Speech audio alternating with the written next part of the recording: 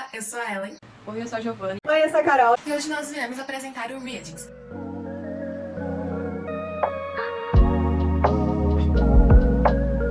Antes de mostrar nossa plataforma, vamos ver como tudo começou? O começo da história do Readings acontece na sala de aula com a matéria do Eixo Integrador Literárias, onde foi proposto para a gente criar uma tecnologia assistiva através do tema O Essencial e Invisível aos Olhos. Ao longo do tempo, fomos debatendo o tema e fomos atrás de situações do nosso cotidiano. Então, nós encontramos a dificuldade na leitura e na alfabetização e percebemos que ela era intensificada nas crianças que possuíam dislexia e TDAH. Segundo a revista Cefac, as crianças que possuem o diagnóstico de TDAH manifestam uma dificuldade maior no seu aprendizado quando são abordadas com textos muito longos ou atividades de linguagem expressiva. E quando essas atividades não são adaptadas de maneira correta, isso gera muitos danos à vida acadêmica do aluno e também pode gerar frustrações no ambiente escolar. E conforme a gente foi pesquisando um pouco mais sobre os transtornos relacionados ao TDAH, a gente encontrou a dislexia, que se encaixaria muito bem no nosso tema. E depois de algumas pesquisas, a gente encontrou um artigo no site do CTA que falava sobre a acessibilidade no mundo digital, mais especificamente sobre as fontes acessíveis e as fontes que não eram tão acessíveis assim e que podiam de alguma forma prejudicar a leitura. Não só no site da CTA, mas também como no Google Fontes, há indicação de fontes acessíveis. As fontes com acessibilidade possuem características diferentes de outros tipos de fontes, uma vez que os caracteres das fontes mais utilizadas podem causar confusão ao leitor, principalmente se ele for dislexo. Vamos dar um exemplo então da letra E minúscula. Quando ela está numa fonte comum, a letra E minúscula tem um espaçamento menor na parte inferior, e enquanto ela está numa fonte acessível, ela tem um espaçamento maior. Esse espaçamento maior facilita na leitura das pessoas. Vale ressaltar que pessoas disléxicas tendem a espelhar caracteres. Assim, letras como B, D, P e Q podem ser facilmente confundidas por suas semelhanças.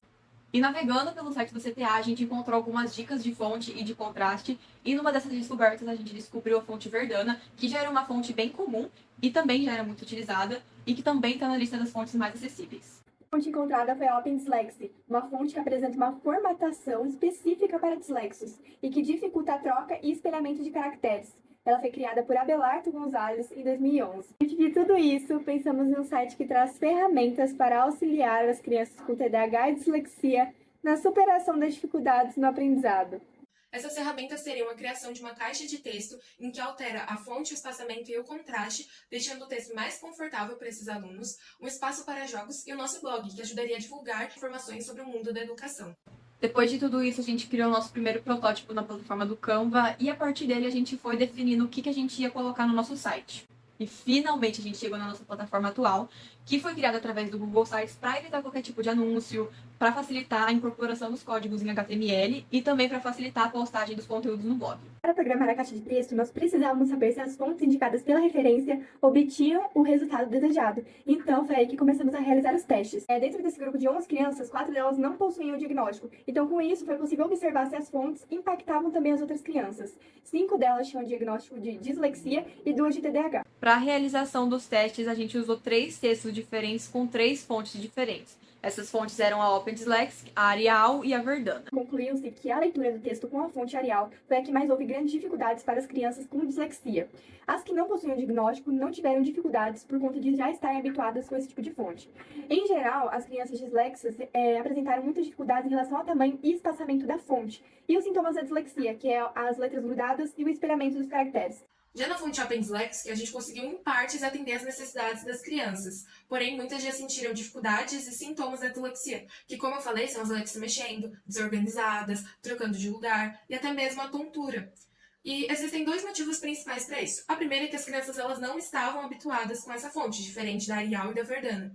E aí também tem um outro motivo, é que as crianças que possuem um grau maior da dislexia, realmente elas encontraram uma dificuldade muito grande. Já as crianças que possuem um grau menor, para elas não sentiram tanta diferença entre uma fonte e outra, então acabou não tendo tanta dificuldade. E a fonte Verdana foi a fonte que teve mais resultados satisfatórios, justamente por ela ter uma característica mais espaçada e também com caracteres que não são muito parecidos. E agora chegou o momento da gente apresentar a nossa plataforma para vocês.